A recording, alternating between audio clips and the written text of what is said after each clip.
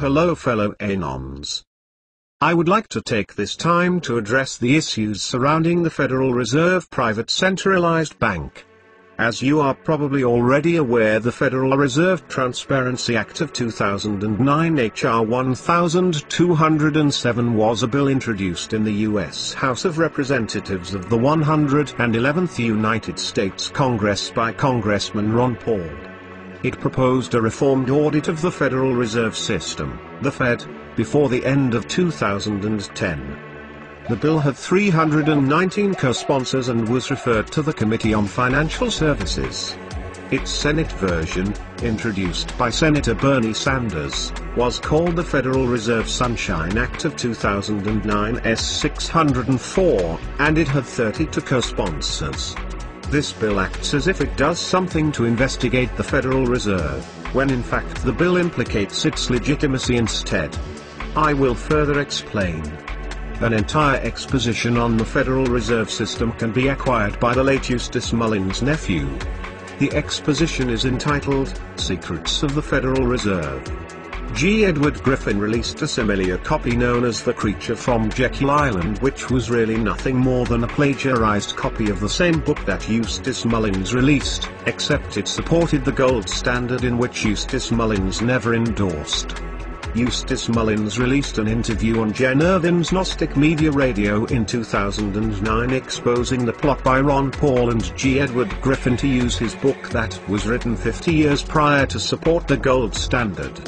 A myth surrounding the Federal Reserve is that all centralized banks are bad for economies, when in fact this is simple disinformation. It was the economist Milton Friedman who discovered that centralized banks are actually good for economies. The only issue at the Federal Reserve Private Bank is that it is privately controlled. Many presidents throughout U.S. history have given the people warnings about private banks, including Thomas Jefferson, Andrew Jackson, Abraham Lincoln, James Garfield, and John F. Kennedy. The point of this video is to brief you on where to get the information exposing this disinformation and to make a few adjustments about your information concerning the Federal Reserve System. Not very many people are aware that the United States can be totally out of debt within 6 weeks. The $16 trillion national debt and counting can be resolved by the people in just a short period of time with this key information. While the Federal Reserve Act was being slated for legislation, the majority of senators who did not approve the bill wrote into it a section that allowed Congress to repeal the act and buy back the stock that sold in it. This was known as Section 34. If you go to look for this section in most public places, you will not find that it exists. This was purposeful to hide the fact that Congress has the ability to do something about the legislation from the people.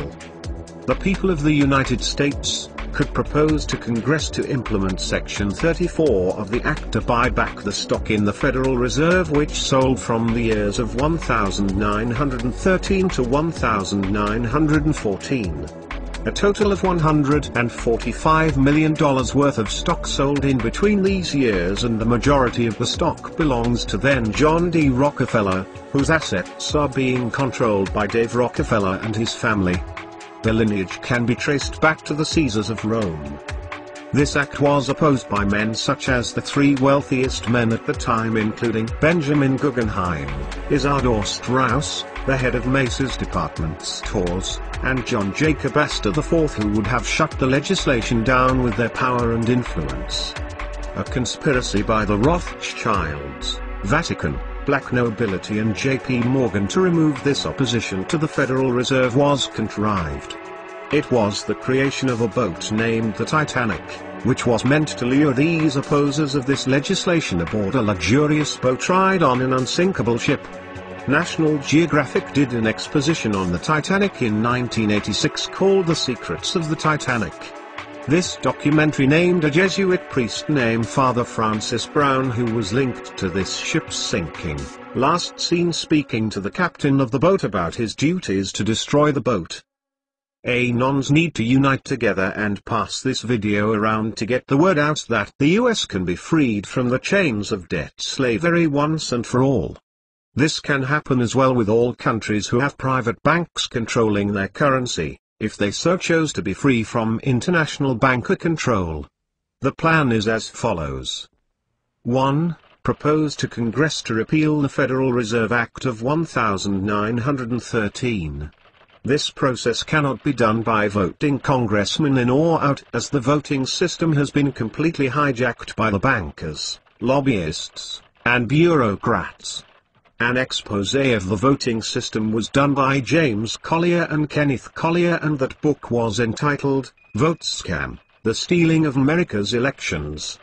Another documentary was released about this entitled, Murder, Spies and Voting Lies, the Clint Curtis story, that also tells of the fraudulent election system. Anyway, this step of the process will probably have to be enforced another way besides the vote. 2. Buy back the stock in the Federal Reserve in the amount of $145 million. 3. Appropriate that stock to remove the entire debt of $16 trillion and counting. 4. Remove the system of the government borrowing money by means of interest, who has the ability to create its own money interest-free. Research Congressman Wright Patman and Louis McFadden. 5. Back the currency with something other than what is controlled by these international bankers.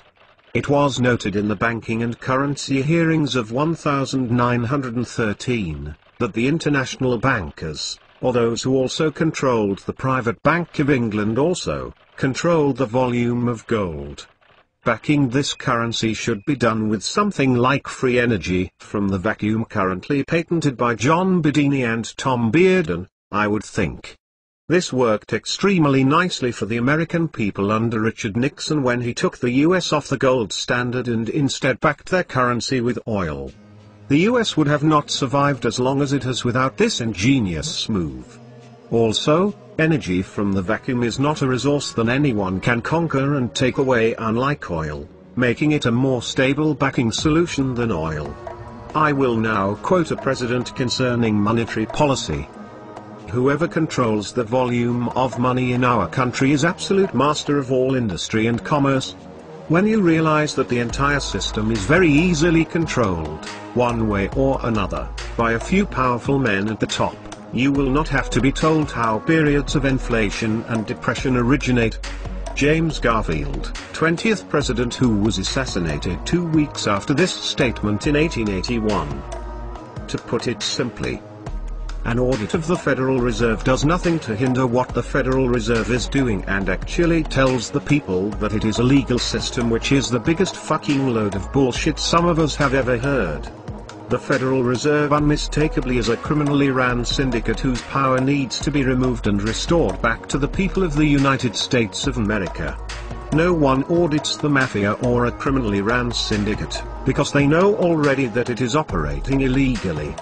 As Eustace Mullins stated in his interview with Jen Irvin, the bankers are attempting to use the Patriot movement to end their bank. Why, you ask, would the bankers want to end their own bank? The reason this is because they have printed so much money out of it, that they can no longer collect any interest on the money they print. They also know that killing the bank will totally destroy the economy of the United States. Eustace Mullins also went into detail about this on Gnostic Media Radio with Jen Irvin. So they want to remove the bank and bring in an all-new private bank, with an all-new private currency using what they control the volume of to back its currency. That is right, gold and silver. As we all know, the President John F. Kennedy attempted to put an end to this bank during his first term in office, and was murdered by many, but mostly by the CIA, who is controlled by the Vatican's Jesuits shortly after. His Executive Order 11,110 issued silver certificates and bonds out of the U.S. Treasury. Mr. Kennedy knew there was no U.S. Treasury, as the U.S. Treasury is really nothing more than an empty building on 4th Street in Washington, D.C., and so this money was to come from the stash of the international bankers who had been slowly and subtly housing the people's looted gold and silver at the Bank of England, as well as the Vatican Bank, and other branches of their smaller private banks. This information can be acquired from the United States Library of Congress, as well as the Internet. These criminals are attempting to control information such as this, and has come out with bills such as SOPA, ACTA, and CISPA, all which take away the rights of the people to information as well as creativity. In closing, I would like to share with you this final statement. At any time the people can declare what these bankers have is worthless. Their wealth can sprout wings and fly away overnight. The only worth gold has, is the worth people believe it to have. You give credit to what you deem to be of value. I will close with another quote from a key figure in the foundation of the United States of America.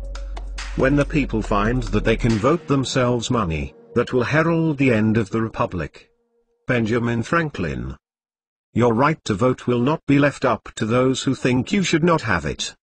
We are anonymous, we are legion, we do not forgive, we do not forget, expect us.